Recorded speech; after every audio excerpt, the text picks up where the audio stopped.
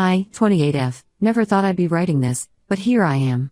Last weekend, my sister Vanessa, 32F, got married to her longtime boyfriend Mark, 34M. It was supposed to be a beautiful day, but my ex-boyfriend Tanner, 30M, showed up uninvited and ruined everything. To understand how we got here, I need to go back to the beginning. I met Tanner 4 years ago at a mutual friend's barbecue. I had just moved to the city for a new job and didn't know many people.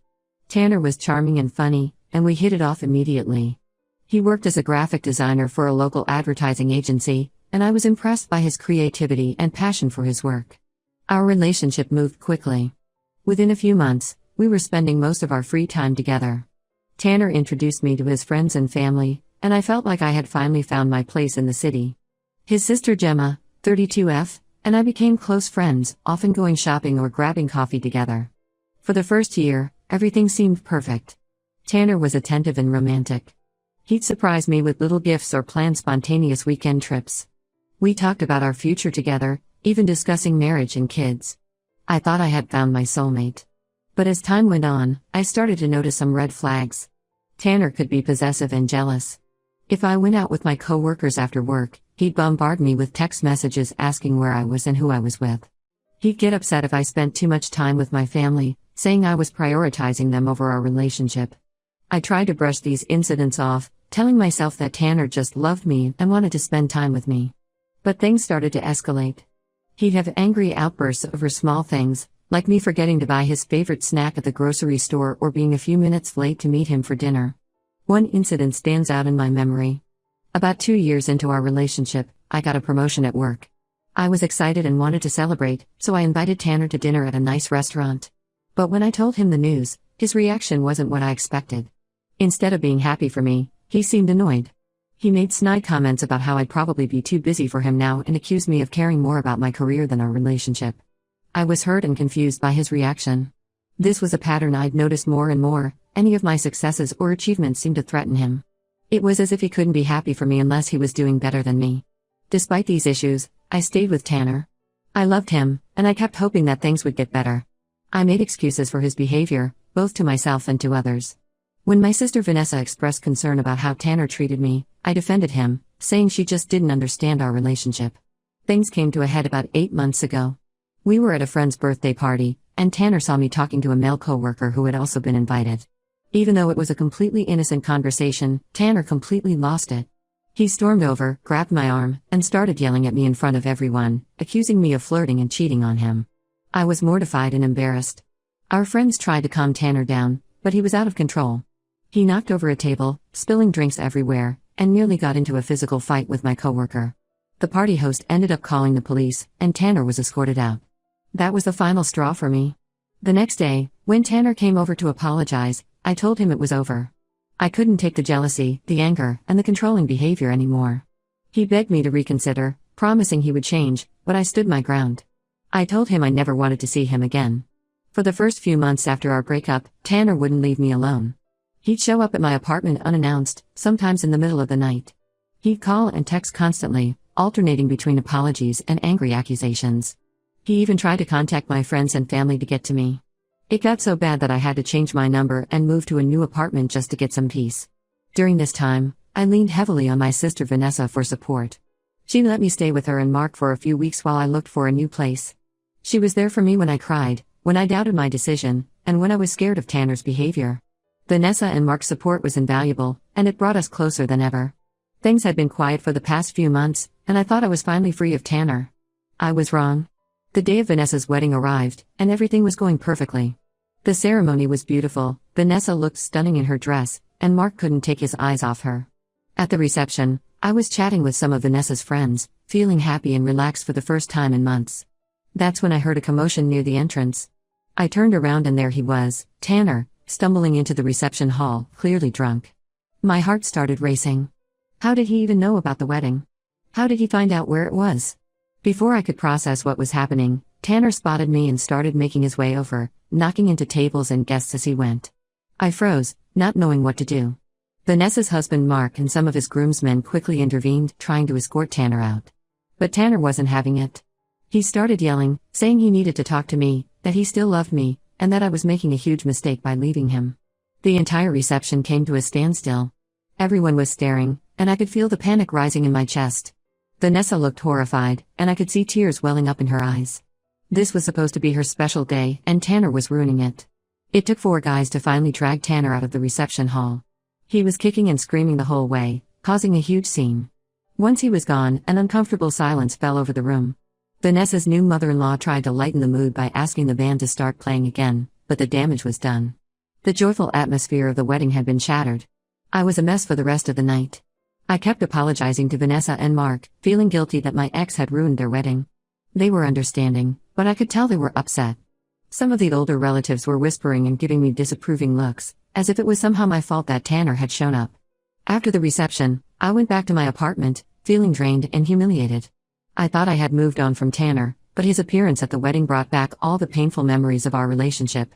I couldn't sleep that night, replaying the events in my head and wondering how things had gone so wrong. The next morning, I woke up to a flood of messages from Tanner. He was apologizing for his behavior, saying he didn't mean to cause a scene, and begging me to give him another chance. I didn't respond to any of them. I thought I had made it clear that I wanted nothing to do with him, but apparently, he still hadn't gotten the message. Now, I'm at a loss for what to do. I'm worried that Tanner might try to contact me again or show up at my workplace. I'm also dealing with the fallout from the wedding incident. Some of my family members think I should get a restraining order, while others are suggesting I talk to Tanner and hear him out. I don't know what the right course of action is. Part of me wants to just ignore everything and hope it all blows over, but another part of me is scared that Tanner might escalate things if I don't address the situation. I'm also worried about the strain this has put on my relationship with Vanessa and her new husband. They say they don't blame me, but I can't help feeling responsible for ruining their special day. Has anyone been in a similar situation? How did you handle it? I could really use some advice on how to move forward from this mess. Update 1: It's been about a month since my last post, and a lot has happened. I want to thank everyone who commented and offered advice. Your support really helped me during this difficult time. After much consideration and discussion with my family, I decided to take legal action against Tanner. The process was more complicated than I expected, but I'm glad I went through with it. First, I had to gather all the evidence of Tanner's harassment. This meant going through months of text messages, voicemails, and emails. It was emotionally draining to relive all of that, but it also reinforced my decision to get a restraining order. I had forgotten just how persistent and manipulative Tanner had been. I also reached out to friends and family who had witnessed Tanner's behavior, asking them to provide statements. My friend Sarah, who was at the birthday party where Tanner had his big blow-up, wrote a detailed account of what happened that night. Vanessa and Mark provided statements about the wedding incident. Even my old neighbor from my previous apartment complex wrote a statement about the times Tanner had shown up uninvited, yelling and causing a disturbance. With all this evidence in hand, I filed for a restraining order. The day of the court hearing was nerve-wracking. I was terrified of seeing Tanner in court, worried about how he might react. But to my surprise, he didn't show up. The judge reviewed all the evidence and granted the restraining order. Tanner is now legally required to stay at least 100 yards away from me, my home, and my workplace. He's also prohibited from contacting me in any way.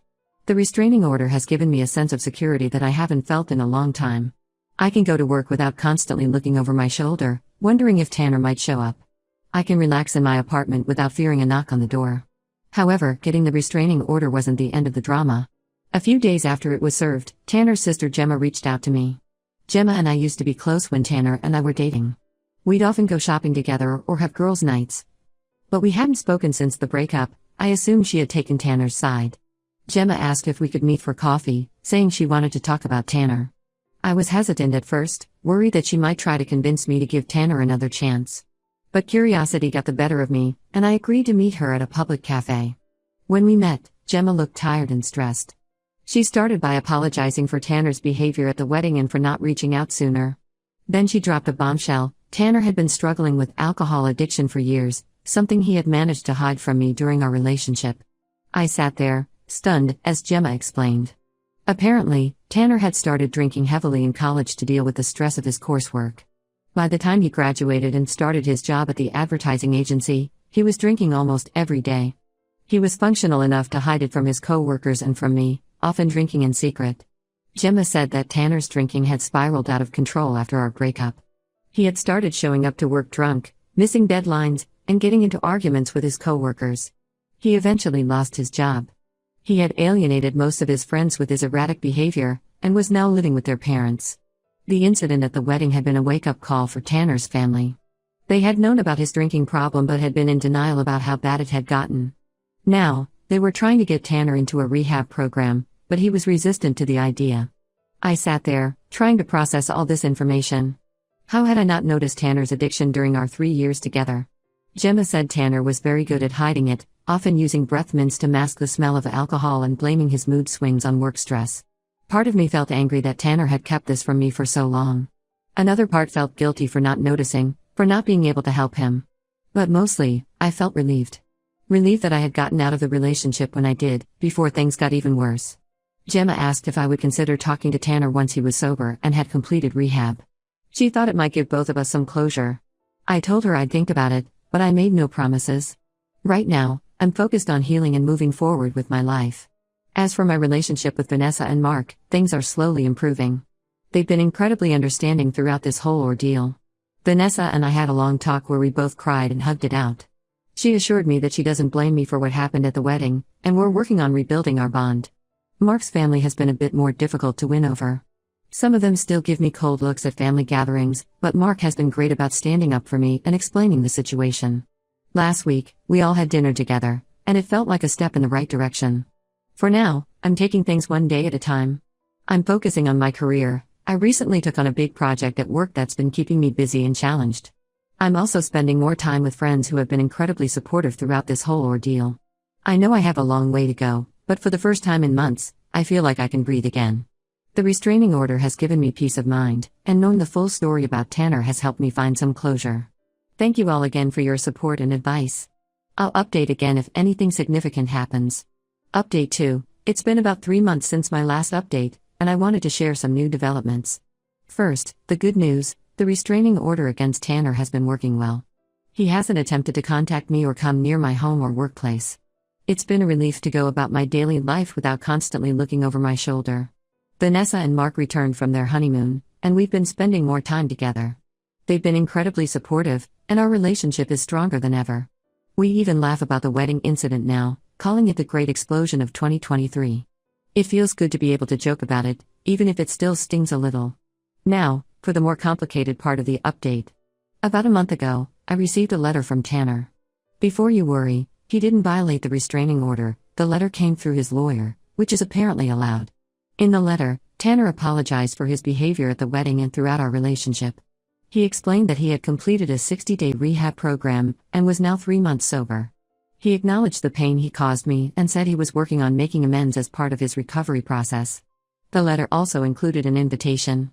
Tanner asked if I would be willing to meet with him, in a public place with a mediator present, so he could apologize in person and we could have a conversation about our past. He stressed that he wasn't asking for reconciliation, just an opportunity for closure. I was conflicted about how to respond. On one hand, I appreciated that Tanner was taking steps to better himself and wanted to make amends. On the other hand, I worried that meeting him might undo all the progress I've made in moving on. I spent days mulling over the decision. I talked it over with Vanessa, who was supportive but cautioned me to prioritize my own well-being. I also reached out to my friend Sarah, who had been there for me throughout the breakup. Sarah was more skeptical, worried that Tanner might try to manipulate me into getting back together. After a lot of soul-searching, I decided to agree to the meeting. We set it up at a neutral location, a conference room at my therapist's office, with my therapist present as a mediator. The day of the meeting arrived, and I was a bundle of nerves. As I waited in the conference room, I couldn't help but remember all the good times Tanner and I had shared, as well as the painful moments that led to our breakup. When Tanner walked in, I was struck by how different he looked. He was thinner, with dark circles under his eyes, but there was also a clarity in his gaze that I hadn't seen in a long time.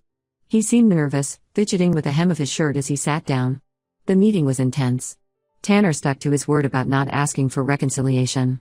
He apologized for his behavior, both during our relationship and after. He took full responsibility for his actions, not blaming the alcohol but acknowledging how his addiction had warped his thinking and behavior.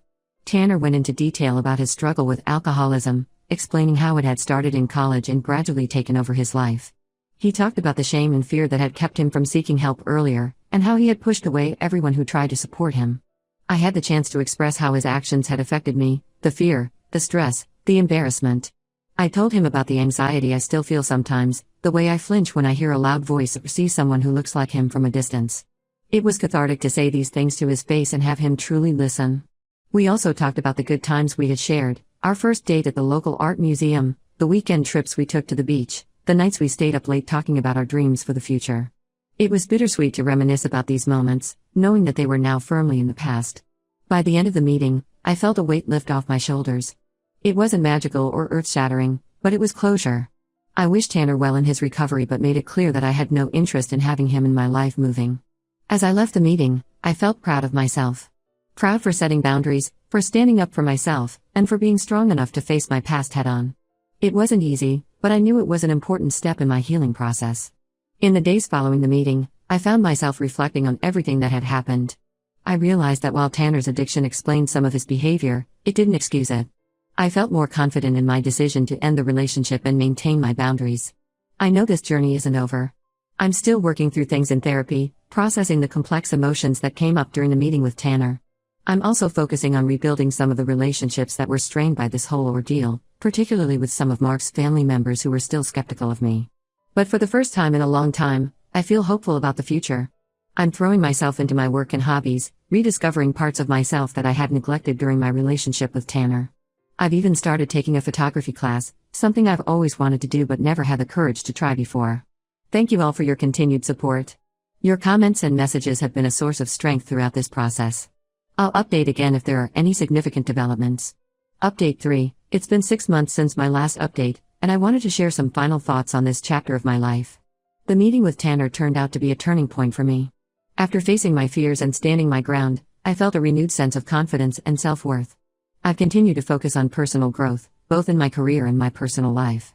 At work, I've taken on more responsibilities and even mentored a new employee. My boss has noticed my increased confidence and dedication, and there's talk of a potential promotion in the near future. It feels good to be recognized for my hard work and to know that I'm valued in my professional life. My photography hobby has blossomed into a real passion. I've been taking more advanced classes and even had a few of my photos displayed in a local cafe's art show. It's been incredibly fulfilling to express myself creatively and to see others appreciate my work. Vanessa and Mark are doing great. They recently announced that they're expecting their first child, and I'm thrilled to become an aunt. We've been spending a lot of time together, planning the nursery and discussing baby names. The wedding incident is now just a crazy story we tell at family gatherings, usually accompanied by eye rolls and laughter. As for Tanner, I haven't heard from him directly since our mediated meeting, which is exactly what I wanted.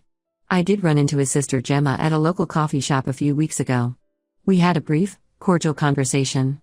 She told me that Tanner is still sober and has been making positive changes in his life. He's found a new job and is attending regular AA meetings. While I'm glad to hear he's doing better, I'm also relieved that our paths no longer cross. The restraining order expired last month, and I chose not to renew it. Tanner has respected my boundaries since our meeting, and I no longer feel the constant fear and anxiety that plagued me before. It's liberating to walk down the street without constantly looking over my shoulder. My relationships with Mark's family have improved significantly. At a recent family barbecue, his mother pulled me aside to apologize for her initial coldness towards me. She admitted that she had misjudged the situation and me. It was a touching moment, and I feel like I've truly been accepted into their family now. Looking back on this whole experience, I've learned a lot about myself. I've discovered an inner strength I didn't know I had. I've learned the importance of setting and maintaining healthy boundaries. And most importantly, I've learned that it's okay to prioritize my own well-being and happiness. I've also started dating again, cautiously. I met a nice guy named Alex, 31M, at my photography class. We've been on a few dates, and while it's too early to say where it might lead, it feels good to be open to the possibility of a new relationship. I'm taking things slow, making sure to communicate openly and maintain my boundaries. To anyone who might be going through a similar situation, I want you to know that it just gets better. It's not easy, and it doesn't happen overnight, but with time, support, and a lot of self-reflection, you can come out stronger on the other side.